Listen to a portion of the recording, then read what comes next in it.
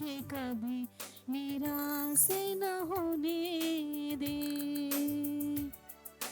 प्रभु मैं तेरी शरण आया हूँ, मुझे कभी निराश न होने दे।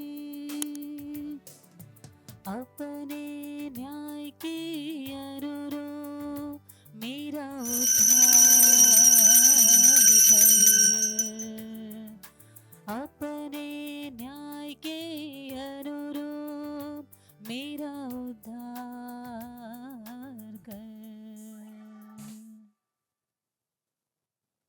प्रिय बहनों, वचन में इस प्रकार लिखा हुआ है, विधिवरण ग्रंथ अध्याय 31 पद संख्या 8।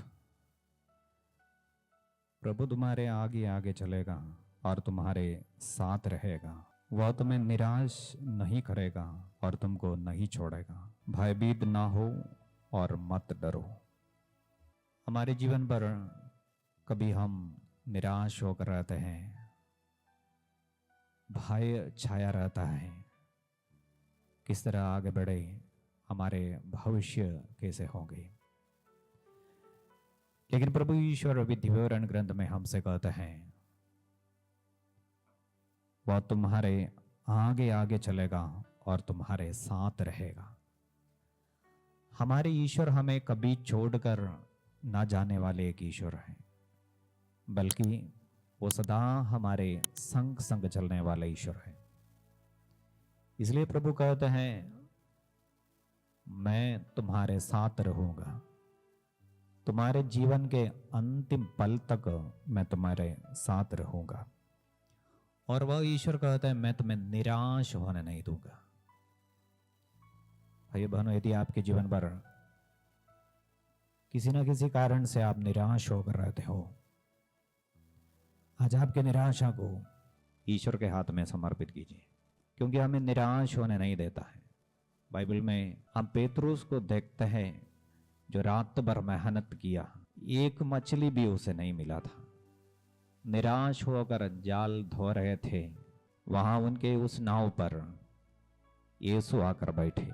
यीशु से वो सुना और यीशु कहने के अनुसार जब उन्होंने जाल डाला, बाइबल कहते इतने अधिक मछलियां फंस गई।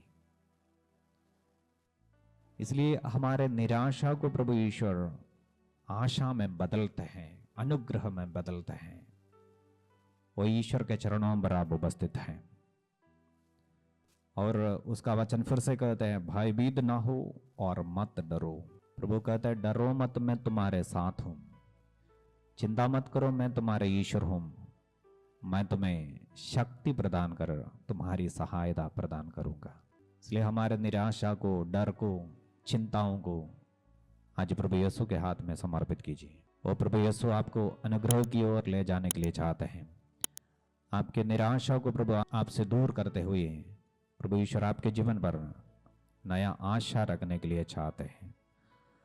आपके डर को दूर करते हुए आपको प्रभु ईश्वर हिम्मत देते हुए आगे ले चलने के लिए चाहते हैं। बाइबल में शिष्य लोगों के बारे में हम देखते हैं, जब उन्हें पवित्र आत्मा मिल गई, उनके अंदर से हर प्रकार के डर चले गए। उनको लोग धमकी देते थे, उन्हें मार डालने के बारे में, लेकिन बाइबल कहती है शिष्य लोग डरते नहीं थे। इसलिए वो ईश्वर आपके जीवन से हर प्रकार का डर, निराशा, ये सब दूर करते हुए आपके आगे आगे चलने दें। इस समय परम प्रसाद में उपस्थित यीशु के हाथ में आपके जीवन को समर्पित करें। वो ईश्वर आपको आशीर्वाद प्रदान करें। हम परम प्रसाद में उपस्थित यीशु से इस समय आशीष स्वीकार करेंगे।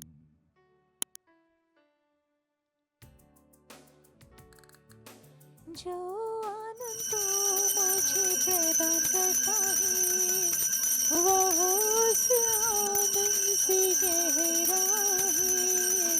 जो लोगों को अंगूर और गेहूं की अच्छी फसल से मिलता है, जो लोगों को अंगूर और गेहूं की अच्छी फसल से मिलता है। आप सबों को प्रभु यीशु आशीर्वाद प्रदान करें। जय यीशु।